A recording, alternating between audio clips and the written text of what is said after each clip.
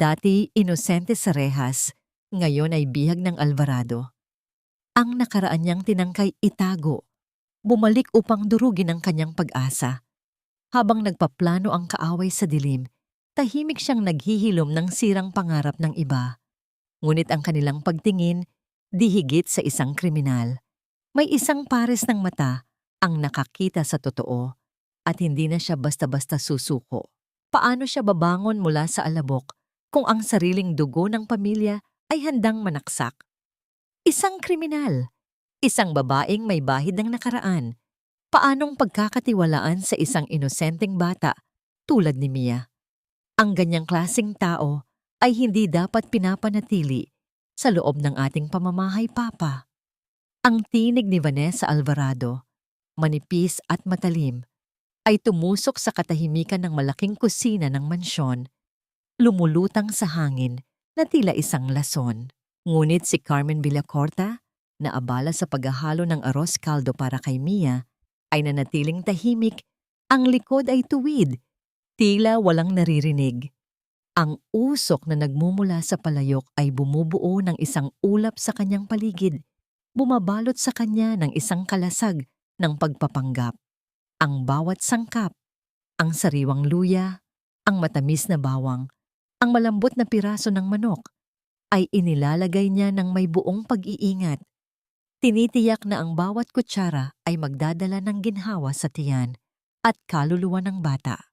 Ang amoy ng mainit na sabaw at malapot na kanin ay pumuno sa kusina, isang kontras sa lamig ng mga salitang lumalabas sa bibig ni Vanessa. Isang matinding hapdi ang biglang dumaloy sa kanyang lalamunan na tila may nakabara. Ang kanyang mga kamay na sanay sa paghawak ng instrumentong medikal at ngayon ay pinaghahalo ang pagkaing pambata, ay biglang nanginig. Ang sandok na hawak niya ay lumuwag sa kanyang pagkakahawak at marahang bumagsak sa lababo. Ang tunog nito ay hindi man lang nakakuha ng pansin mula sa labas ng kusina. Ang buong katawan ni Carmen ay tila nanigas. Ang dating pamilyar na kusina ay naging isang malamig na hawla. Ang bawat anino ay tila nagtatago ng mapanlinlang na tingin. Sa isang sulok ng kanyang paningin, nakita niya ang isang maliit na botelya ng gamot sa mesa ni Don Ricardo. Ang label nito ay hindi pamilyar. Mula sa pintuan ng silid-kainan, nakita ni Carmen si Don Ricardo na umiinom ng kanyang gamot. Ang kanyang mukha ay halatang pagod. Maya-maya, nilapitan siya ni Vanessa, hinagod ang likod ng ama, at ibinulong ang mga salitang sinanasaksak ang puso ni Carmen. Mahirap talaga ang nakaraan mo, Carmen. Sana matuto kang maging tapat dito. Sa gilid ng silid-kainan, nakaupo si Mia sa kanyang wheelchair. Ang kanyang maliit na katawan ay nakahilig sa gilid, tahimik na nakamasid. Isang malalim na pangungulila ang umukit sa mukha ng bata. Tila naiintindihan ang bigat ng damdamin ni Carmen. Nang matapos ang hapunan, tumayo si Don Ricardo at sa isang tinig na may halong pagdududa, binigkas niya ang mga salitang umalingaw-ngaw sa buong bahay. Siguraduhin mong binabantayan mo ng mabuti ang babaeng yan. Hindi natin alam kung ano ang kaya niyang gawin. Ang liwanag ng umaga ay marahang sumilay sa bintana. Ngunit ang bigat ng mga salita ni Don Ricardo at Vanessa noong nakaraang gabi ay tila nanatili sa hangin, bumabalot sa puso ni Carmen. Bumangon siya mula sa kanyang higaan, ang kanyang balikat ay tila may pasanin. Ngunit ang loob niya ay nanatiling matatag. Alam niyang hindi siya pwedeng panghinaan ng loob, lalo na para kay Mia. Sa silid-tratihan ni Mia, pinasimulan ni Carmen ang mga gawain para sa araw. Ipinakita niya kay Mia ang isang kahon ng makukulay na blok at dahan-dahan niyang ginabayan ang mga kamay ng bata upang buuin ang isang maliit na tore. Sa bawat blokeng na idudugtong, ang mga mata ni Mia ay dahan-dahang lumiwanag.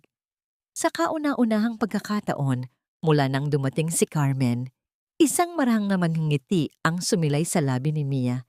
Isang sandali ng wagas na koneksyon na tila nagbigay ng ginhawa sa puso ni Carmen. Pagkatapos noon, kinuha ni Carmen ang isang lumang laso mula sa kanyang bag at maingat na inayos ang buhok ni Mia. Gumawa ng isang maliit na tirintas na tila sumisimbolo ng kanyang pagmamahal at pag-aaruga. Ito ay isang simpleng galaw, ngunit naghatid ng kakaibang init sa loob ng silid. Isang lalaki ang kumatok sa pintuan, ang kanyang anyo ay payapa, at ang mga mata ay puno ng kabaitan. Siya si Dr. Elias Manalo, ang doktor ni Mia. Ang kanyang presensya ay tila isang maligamgam na sikat ng araw sa malamig na bahay ng Alvarado. Maingat niyang sinuri si Mia, ang kanyang boses ay malumanay, at ang bawat tanong niya kay Carmen ay puno ng paggalang. Habang nakikipag-ugnayan siya kay Carmen, napansin niya ang isang bahagyang pasa sa pulso ng babae, isang munting marka na tila nagsasabi ng isang lihim na sakit. Nang makita ni Vanessa si Dr. Elias, mabilis siyang lumapit. Ang kanyang ngiti ay artipisyal. "Oh, Doktor, Manalo, narito ka na pala," ang sabi niya habang sinasadyang bumaling kay Carmen.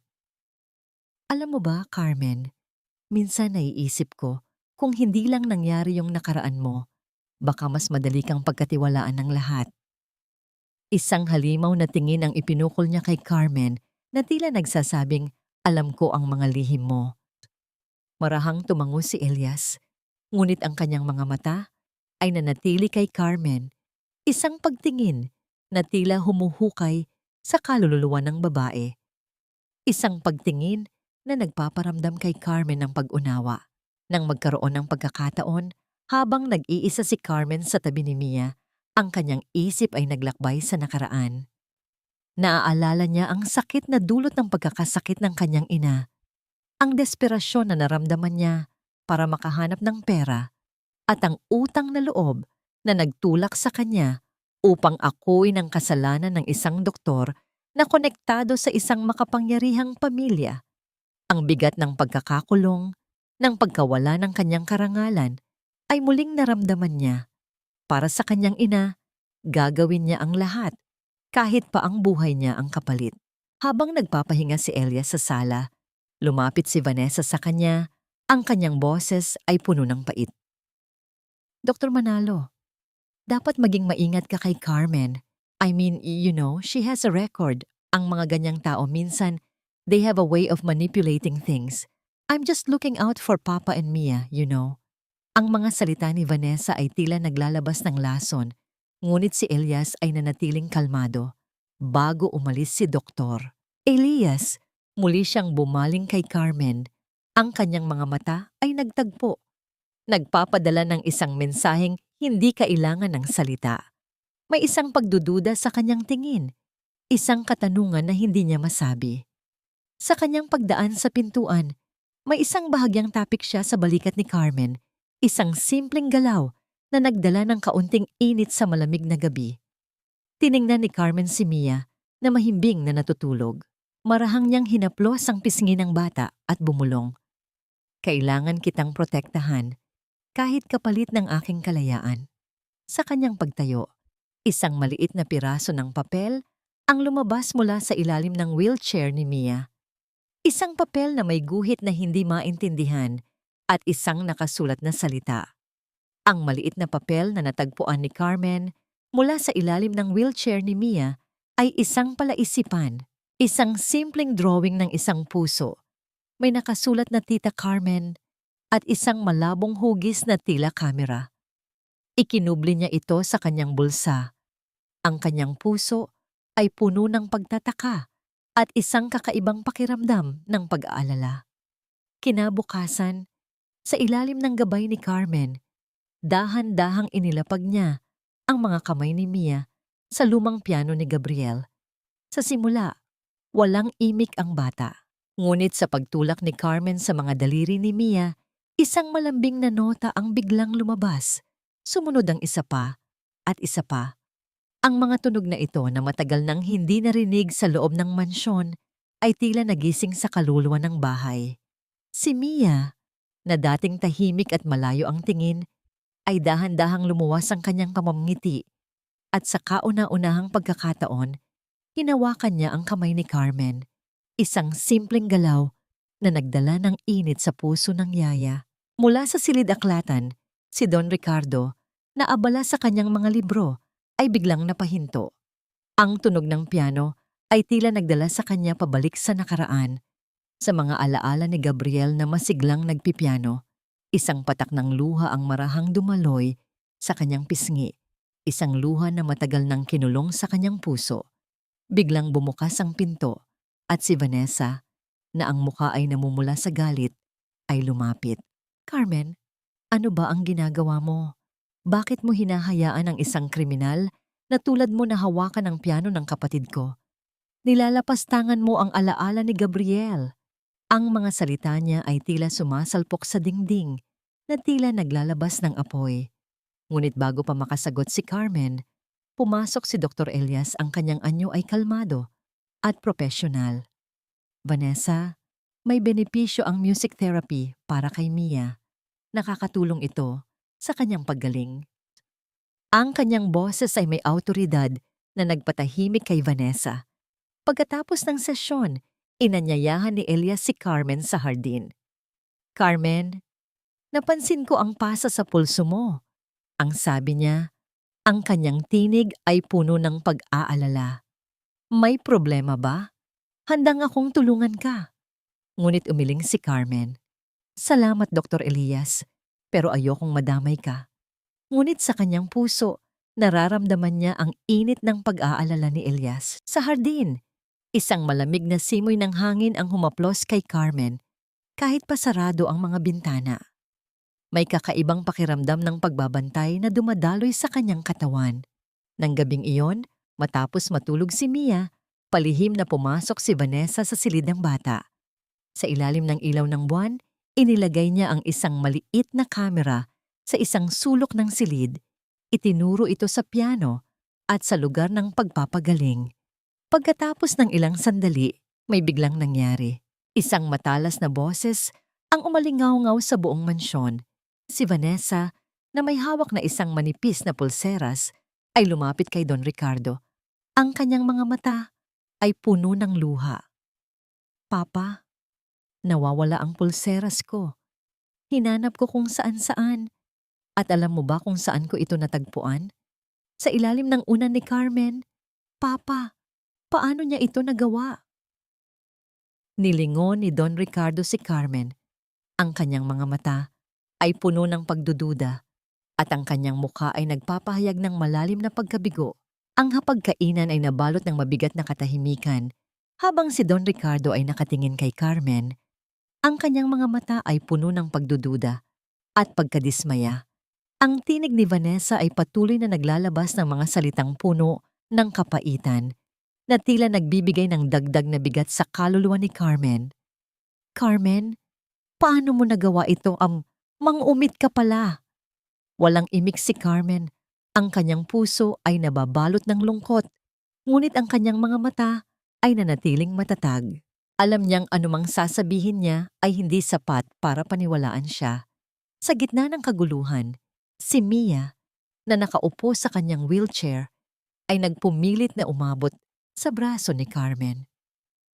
Ang kanyang mga mata ay puno ng takot at ang kanyang maliit na kamay ay marahang kumapit sa braso ng yaya na tila gusto siyang protektahan.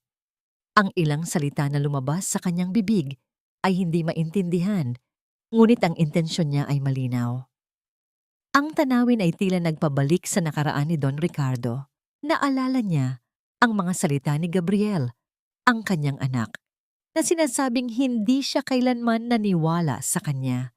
Ang kirot ng pagsisisi ay muling dumaloy sa kanyang puso na tila isang sugat na hindi gumagaling. Biglang bumukas ang pinto at si Dr. Elias, na tila nagmamadali, ay pumasok. Ang kanyang mga mata ay nanatili kay Carmen. Ang kanyang muka ay seryoso.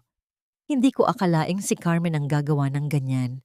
Kilala ko siya at alam kong hindi siya magnanakaw." Ang sabi niya. Ang kanyang boses ay puno ng pagtatanggol. Ngunit bago pa makasagot si Don Ricardo, sumingit si Vanessa. Ang kanyang mga mata ay puno ng apoy. "Kailangan nating ipatawag ang pulis. Ibalik si Carmen sa kulungan kung saan siya nararapat." Ang banta ni Vanessa ay tila isang malamig na simoy ng hangin na nagpaparamdam kay Carmen ng matinding takot. Nang gabing iyon, habang tahimik na inayos ni Carmen ang mga gamit niya, may nakita siyang isang maliit na papel na nakasiksik sa loob ng isang lumang libro. Ito ay isang drawing ni Mia, isang puso at isang figura na tila isang maliit na kamera. Isang patak ng luha ang dumaloy sa kanyang pisngi, ngunit ang kanyang mga mata ay tila nagkaroon ng apoy. Ito ay isang senyales, isang paalala na hindi siya nag-iisa. Sa labas ng mansyon, isang lalaking nakasuot ng itim ang tahimik na naglalakad. Ang kanyang mga mata ay nakatingin sa mga bintana. Ang kanyang anyo ay tila isang anino, nagtatago sa dilim ng gabi. Sa gitna ng pagtatalo ni na Don Ricardo at Vanessa, biglang nanlalabo ang paningin ng matanda. Naramdaman niya ang isang matinding pagkahilo at pagkalamig. Hindi niya namalayan na sumadsad siya sa sahig. Kaagad na lumapit si Carmen upang tulungan siya. Ngunit mabilis na itinulak siya ni Vanessa. Ang kanyang mukha ay puno ng pagkabahala at galit. Mula nang magkaroon ng pagkahilo si Don Ricardo, ang kanyang kondisyon ay patuloy na lumalala.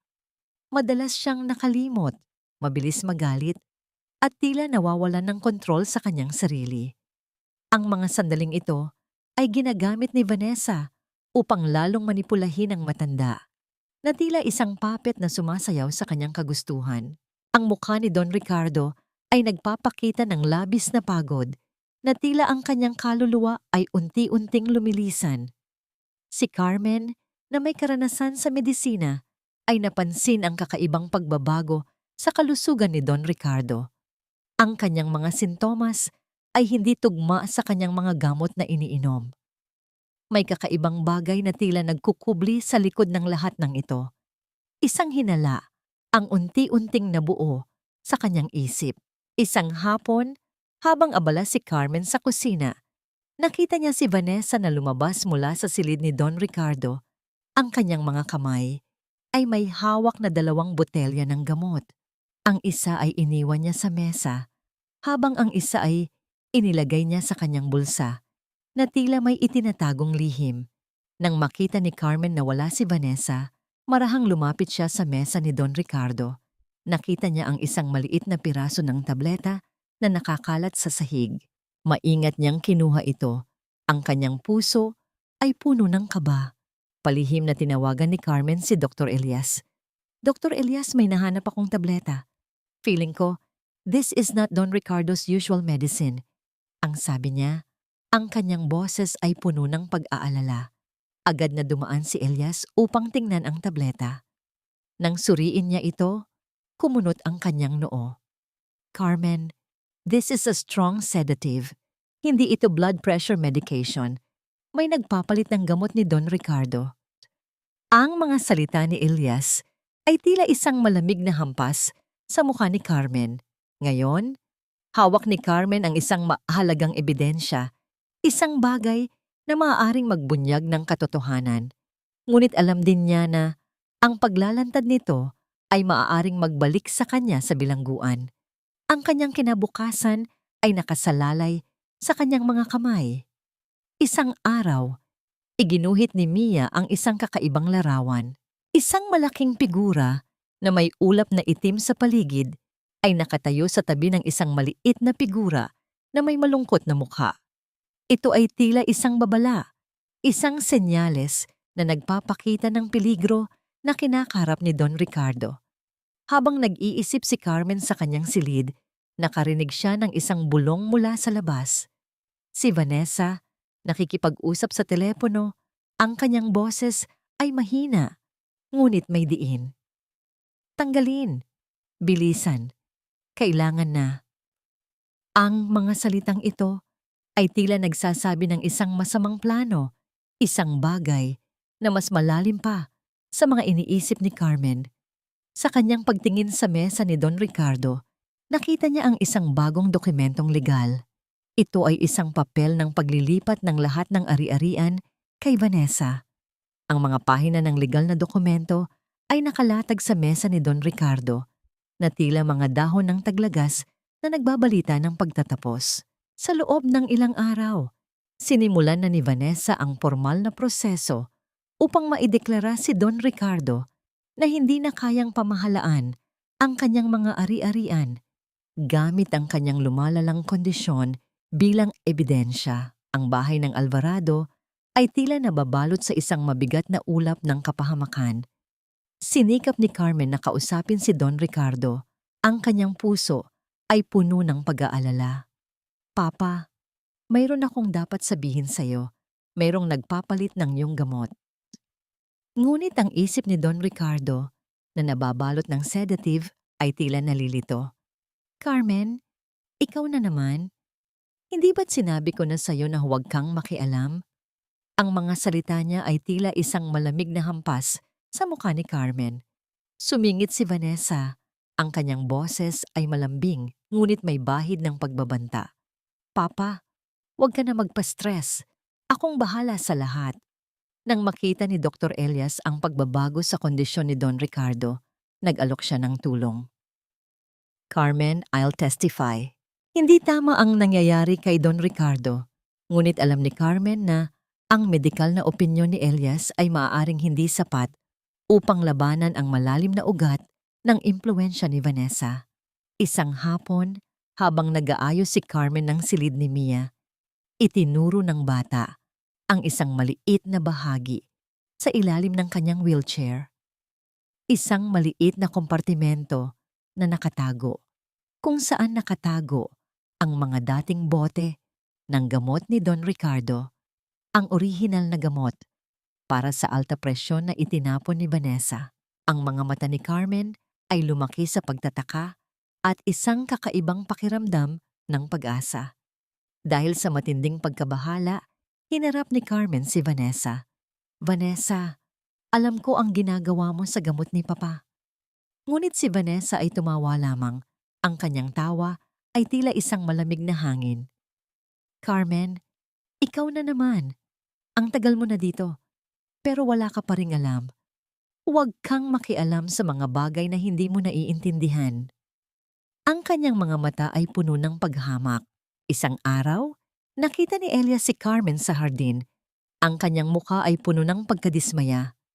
Marahang lumapit si Elias, umupo sa tabi niya. Ang kanyang kamay ay dahan-dahang dumampi sa balikat ni Carmen at pagkatapos ay marahang hinawakan ang kanyang mga kamay. Walang salitang binitawan, tanging ang init ng kanyang palad ang nagsilbing suporta. Sa kanilang pagtatagpo ng tingin, isang mundo ng pag-unawa at pagtitiwala ang naganap. Kinagabihan, ipinahayag ni Vanessa sa lahat ng mga miyembro ng pamilya at mga abogado na magaganap ang isang formal na pagpupulong sa susunod na umaga, kung saan formal na pipirmahan ni Don Ricardo ang lahat ng mga dokumento ng paglilipat ng ari-arian. Ang tensyon sa bahay ay tila humihigpit na tila isang lubid na malapit ng maputol.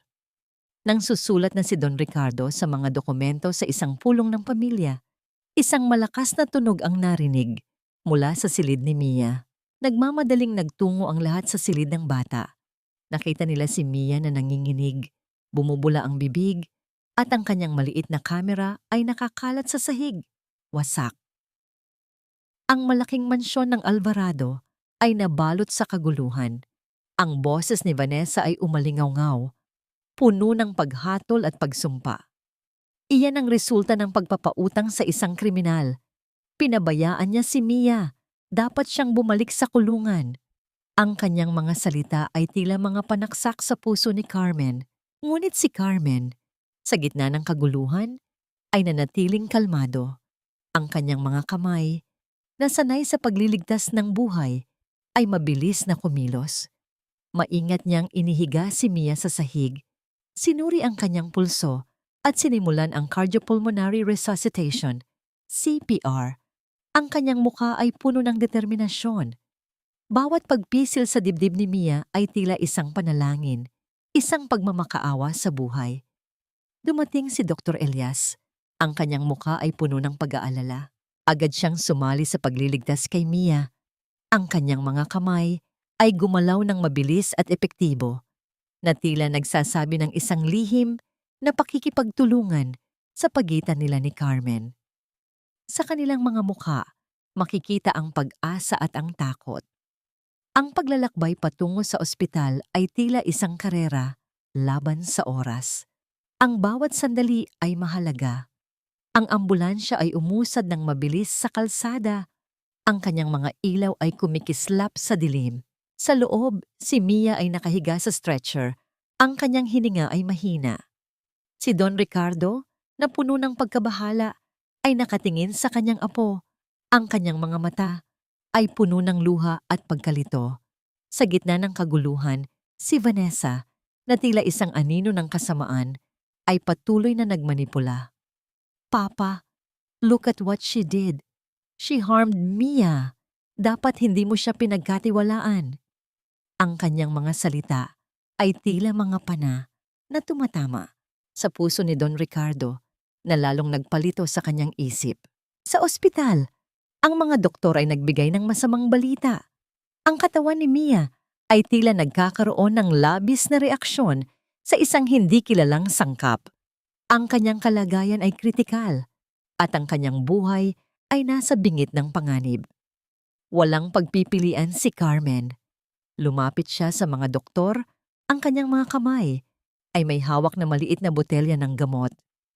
Doctors, I found this in Don Ricardo's room. Ito ay sedative. Posible kayang may nakain si Mia na tulad nito? Ang kanyang mga salita ay tila isang bomba, nagpabago sa takbo ng sitwasyon. Ang kanyang pag-amin ay isang matapang na hakbang na tila naglalagay sa kanya sa peligro. Nang biglang magbukas ang pinto, pumasok ang dalawang pulis. Ang kanilang mga mata ay nakatingin kay Carmen. Carmen Villacorta, you are under arrest for theft and endangering a minor. Ang mga salita ng pulis ay tila isang malamig na simoy ng hangin na nagpaparamdam kay Carmen ng matinding takot at kawalan ng pag-asa. Sa gitna ng kaguluhan ng ospital, si Carmen ay dahan-dahang ginapos at inilabas. Ang kanyang mga mata ay nakatingin kay Mia, na nakahiga pa rin sa higaan, at kay Don Ricardo, na puno ng pagdududa. Ang mga pader ng ospital ay tila sumisikip at ang kanyang kalayaan ay tila nawawala. Ngunit si Dr. Elias, na puno ng galit, ay lumapit kay Vanessa. Vanessa, hindi ito tama. Alam kong may ginawa kang masama. Agad niyang tinawagan ang kanyang mga kakilala sa batas. Ang kanyang puso ay naniniwalang inosente si Carmen. Biglang lumapit ang isang matandang babae. Ang kanyang mukha ay puno ng lungkot. Siya ang babaeng nakita ni Carmen sa labas ng mansyon. Nakita ko po, sir. Nakita ko po si Vanessa na nagpapalit ng gamot ni Don Ricardo at may inilagay din siyang kakaiba sa tabi ni Mia. Ang mga salita ng babae ay tila isang liwanag sa dilim. Ipinakilala niya ang kanyang sarili bilang ina ng pasyente na kinamatayan noon, kung saan napagbintangan si Carmen. Dahan-dahang gumaganda ang kondisyon ni Mia. Nagkaroon ng kaunting paggalaw ang kanyang mga daliri. Si Don Ricardo, na puno ng pagsisisi, ay nagsimulang mag-isip. Ang kanyang mga mata ay tila nakikita ang mga pangyayari sa nakaraan, na tila isang jigsaw puzzle na unti-unting nabubuo. Sa pagharap ni na Elias at ng kanyang abogado kay Vanessa, ang mukha ni Vanessa ay tila unti-unting nawawala ang kanyang pagiging kalmado. Ang kanyang mga mata ay nagpakita ng takot at galit. Ang kanyang mga kasinungalingan ay tila unti-unting nabubunyag. Sa mga sandaling ito, unti-unting bumalik ang kalinawan ng isip ni Don Ricardo. Naalala niya ang mga salita ni Gabriel, ang kanyang anak, na nagbabala sa kanya tungkol sa tunay na ugali ni Vanessa. Ang sakit ng katotohanan ay tila isang matalim na kutsilyo na tumusok sa kanyang puso. Sa wakas, ang lahat ng mga paratang laban kay Carmen ay inalis. Lumabas si Carmen mula sa selda. Ang kanyang mga mata ay puno ng pag-asa. Lumapit si Don Ricardo kay Carmen. Ang kanyang mga kamay ay nanginginig. Patawad, Carmen. Patawad sa lahat. Chinloy, Carmen. Chinloy, vitat ka. Ang kanyang mga salita ay tila isang bulong, puno ng pagsisisi. Si Vanessa ay nawala, walang bakas, hindi pa nahuhuli, nag-iwan lamang ng isang malaking katanungan. Biglang, sa silid ni Mia, gumalaw ang mga labi ng bata. Carmen. Ang kanyang boses ay mahina, ngunit malinaw. Pagkatapos, tinuro niya ang isang bahagi ng kanyang silid. Ang kanyang mga mata ay puno ng determinasyon. Sa silid ng ospital, ang boses ni Mia ay humina, ngunit ang kanyang mga mata ay nanatiling matatag. Sa tulong ni Doktor Elias, dahan-dahan niyang isinalaysay ang nangyari. Kung paano sinira ni Vanessa ang maliit na kamera na nakatago sa sulok ng kanyang silid sa eksaktong sandali na siya ay halos makatayo na sa tulong ni Carmen. Ang mga salita ni Mia ay tila nagbubunyag ng isang malalim na lihim, isang katotohanan na matagal nang nakatago. Ang mga technician ay nagawang ibalik ang ilang bahagi ng footage mula sa sirang kamera. Ang mga larawan ay nagpapakita ng lahat ng ginawa ni Vanessa, ang kanyang mga galaw na puno ng kasamaan, ang kanyang pagtataksil kay Mia. Ang ebidensya ay hindi na maikakaila. Sa pamamagitan ng mabilis na aksyon ni Don Ricardo at Dr. Elias, si Vanessa ay tuluyang nadakip. Ang kanyang imperyo ng kasinungalingan at pagmamanipula ay bumagsak, na tila isang bahay na gawa sa baraha.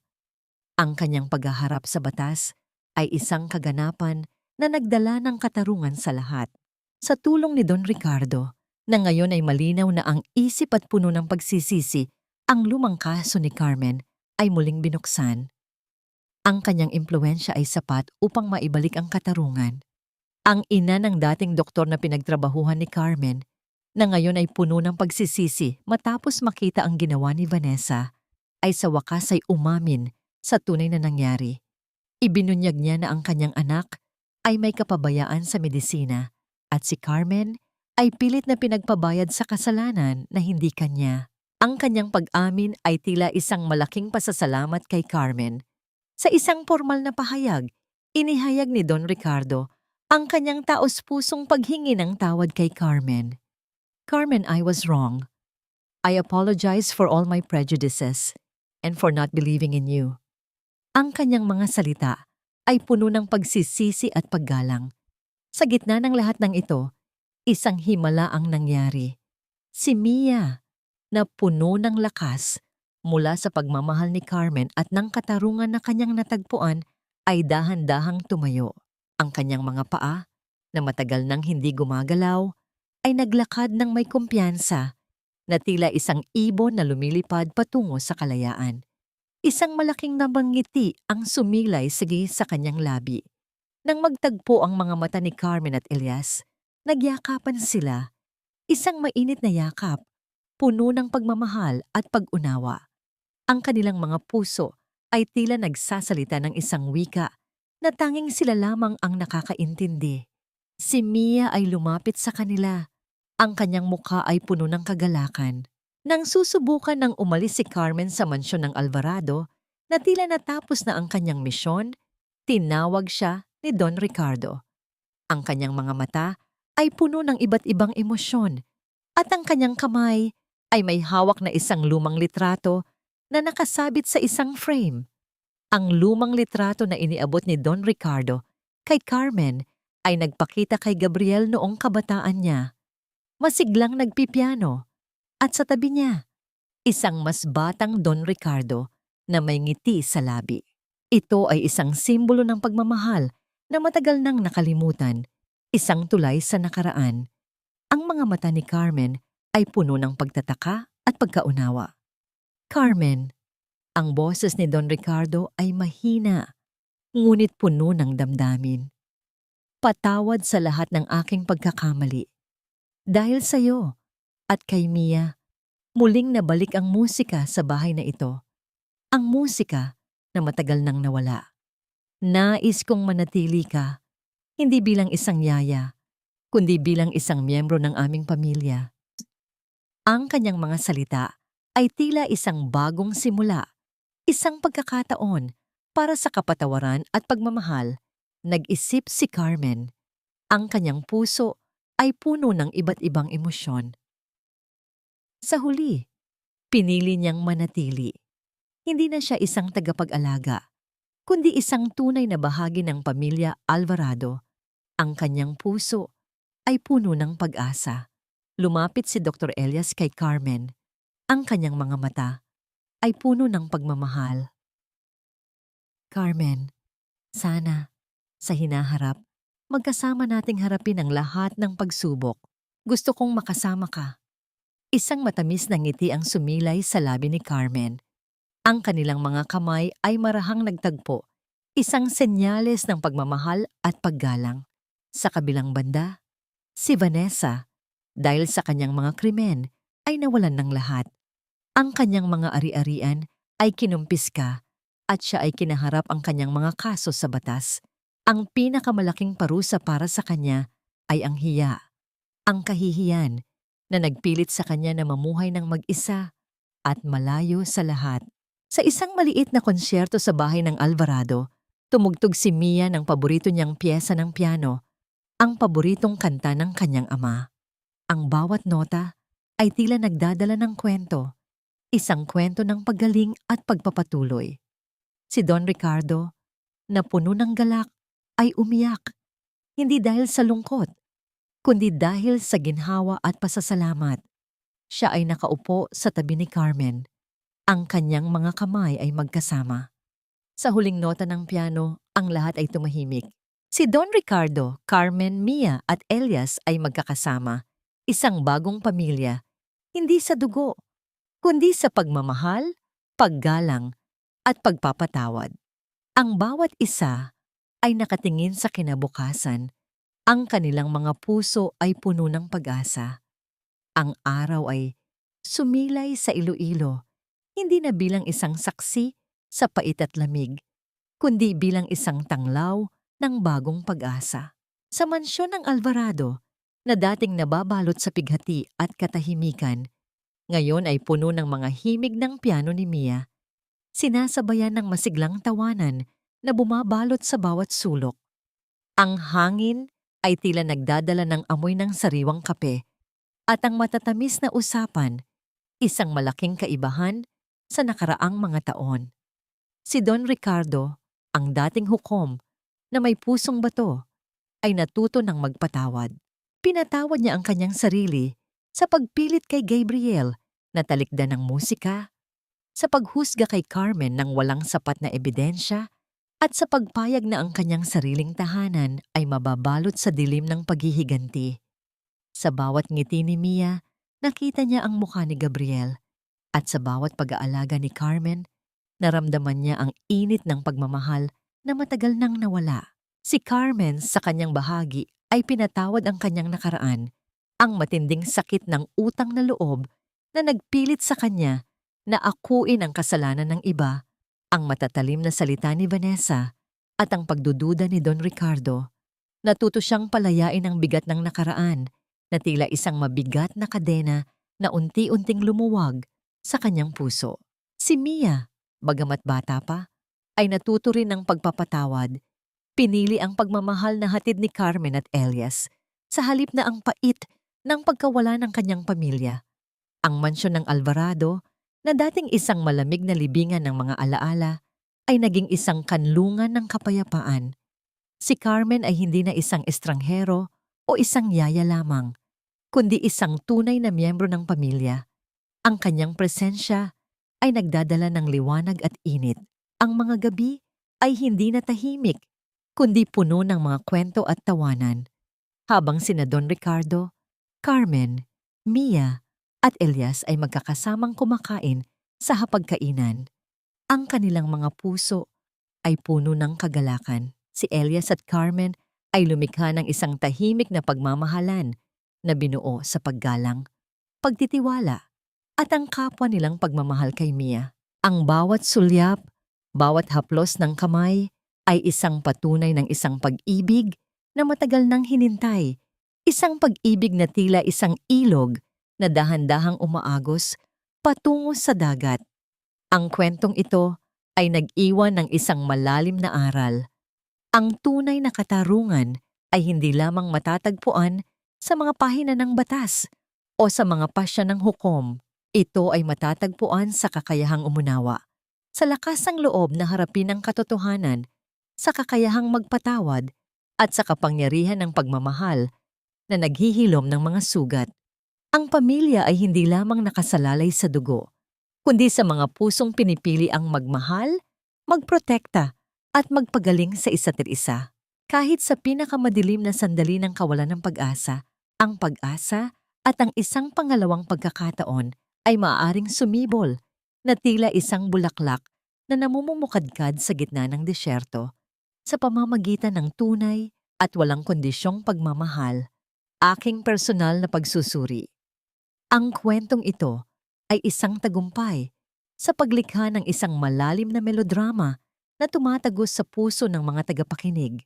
Ang bawat kabanata ay may sariling daloy ng emosyon, mula sa matinding galit kay Vanessa, ang malalim na pagkahabag kay Carmen, hanggang sa nag-uumapaw na kaligayahan ng maghari ang katarungan at pagmamahalan. Ang paggamit ng mga elementong kultural ng Pilipinas tulad ng utang na loob at hiya ay nagbigay ng lalim at pagiging totoo sa kwento na tiyak na mararamdaman at mapapahalagahan ng ating target audience. Ang kwento ay nagtapos ng may positibong mensahe at makabuluhang aral na sumasalamin sa lahat ng mga kinakailangan.